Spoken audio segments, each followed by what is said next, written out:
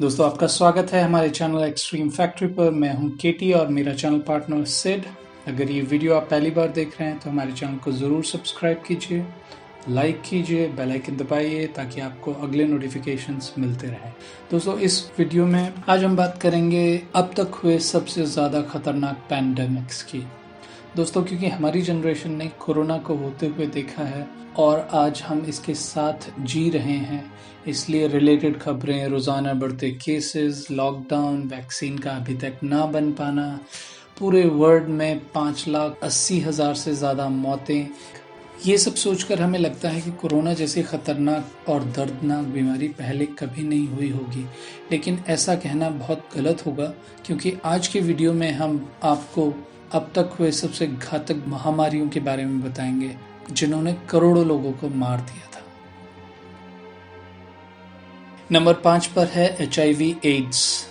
दोस्तों एड्स यानी कि एक्वायर्ड इम्यून डेफिशिएंसी सिंड्रोम बीमारी दरअसल HIV यानी कि ह्यूमन इम्यूनो डेफिशिएंसी वायरस से फैलता है, जो शरीर की प्रतिरोधक क्षमता को ख़त्म कर देता है।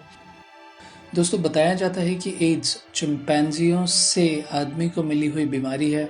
दरअसल जब इंसानों ने शिकार के लिए चिंपैंजियों को मारना शुरू किया तो उनके अंदर से ये वायरस इंसान में आ गया और धीरे धीरे अफ्रीका के बहुत बड़े हिस्से में फैल गया। इसकी शुरुआत 1981 में हुई और आज तक इस बीमारी का कोई इलाज नहीं है। जी हाँ, एड्स अभी तक एक लाइलाज बीमारी है।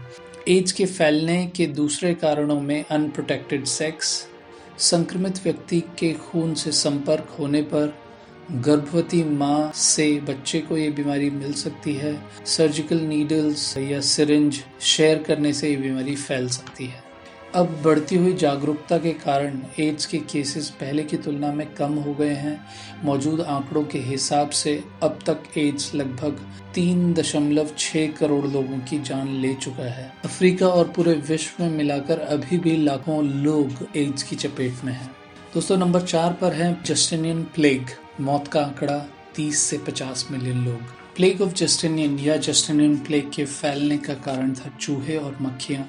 दरअसल जस्टिनियन प्लेग व्यापारियों के जहाज़ों में सामान ले जाते समय उसमें पलने वाले चूहों और मक्खियों से फैला। इसकी शुरुआत चाइना से हुई, चाइना से अफ्रीका, फिर कॉन्स्टेंटिनोपल और फिर पूरे यूरोप में धीरे धीरे ये फैल गया। ये बीमारी यर्सिनिया पेस्टिस नाम के बैक्टीरिया से फैला और 541 से 542 ईस्वी के बीच लगभग 5,000 लोग रोजाना इससे मरते थे और इसने लगभग 5 करोड़ लोगों की जान ली। नंबर 3, स्पेनिश फ्लू या 1918 फ्लू। मौत का आंकड़ा 50 मिलियन पीपल। दोस्तों स्पेनिश फ्लू H1N1 वायरस से फैला हुआ रोग था। इसकी शुरुआत 1918 में यूरोप, अमेरिका और एशिया के हिस्सों से हुई और पूरे वर्ल्ड में फैल गई। स्पेनिश फ्लू की शुरुआत के लिए जो थ्योरी सामने आई है उसमें ये कहा गया है कि सेकेंड वर्ल्ड वॉर के दौरान सैनिकों के बंकरों के पास मरे हुए सैनिकों के जमा होने से होने वाली गंदगी के कारण ये वायरस फैला और सैनिक इन्फेक्टेड हो गए। बाद में वो सैनिक जब अपने अपने देश और घर लौटे तो बीमारी जगह जगह फैल गई।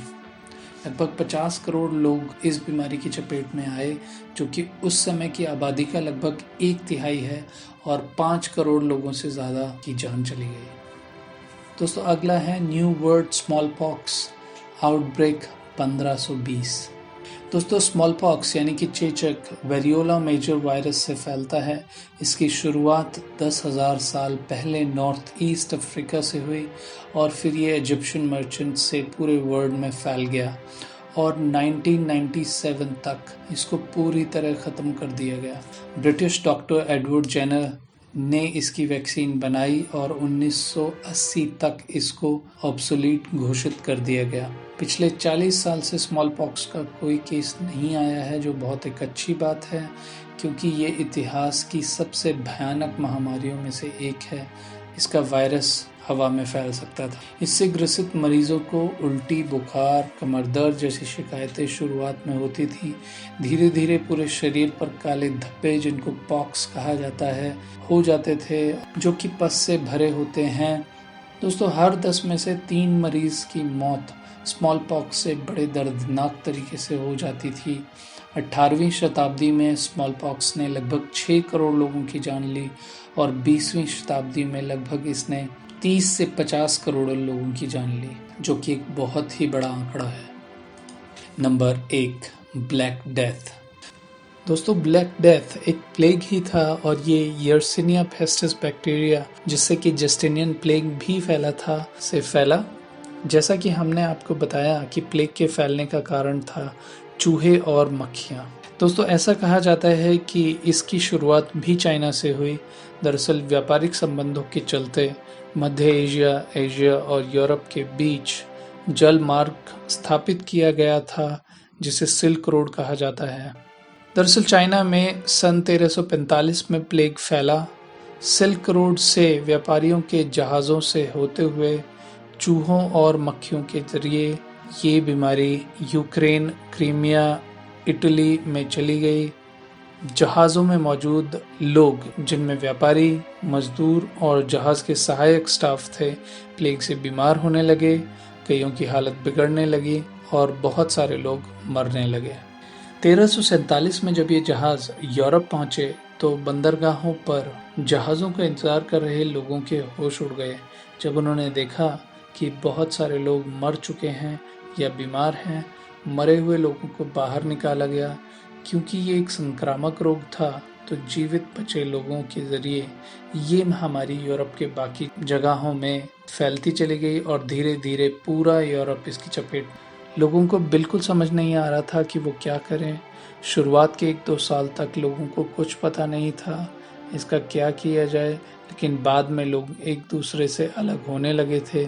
सन 1352 तक इसका असर धीरे धीरे कम होने लगा, लेकिन तब तक ब्लैक डेथ लगभग आधे यूरोप को ख़त्म कर चुका था। दोस्तों 1346 से 1352 के बीच ब्लैक डेथ ने करीब 20 करोड़ से ज़्यादा लोगों की जान ले ली। तो दोस्तों ये था हमारा आज का वीडियो। हमने कोशिश की कि तथ्यों के हिसाब से आपको इतिहास की सबसे खतरनाक महामारियों के बारे में बताएं। दोस्तों ये महामारियां इसलिए भी बहुत खतरनाक थी क्योंकि इन्होंने इतने लोगों की जान तब ली जब दुनिया की आबादी आज के मुकाबले काफ़ी कम थी। लेकिन साथ ही हमें ये भी मानना होगा कि साइंस तब तक उतना विकसित नहीं था और लोगों के पास संसाधनों की कमी थी। दोस्तों कोरोना एक भयंकर महामारी है और अगर हम सब लोग इसका ध्यान नहीं रखते हैं तो ये भी उतने लोगों की जान लेने की क्षमता रखता है। इसलिए हमें चाहिए कि हम WHO और सरकार द्वारा दिए गए गाइडलाइंस को मानें और हर समय उनका पालन करें। दोस्तों मुझे उम्मीद है कि आपको ये वीडियो अच्छा लगा होगा। अगर आपका जवाब हाँ है तो हमारे वीडियो को लाइक कीजिए। इसी तरह के और वीडियोस देखने के लिए हमारे चैनल एक्सट्रीम फैक्ट्री को सब्सक्राइब कीजिए। तब तक के लिए जय हिंद।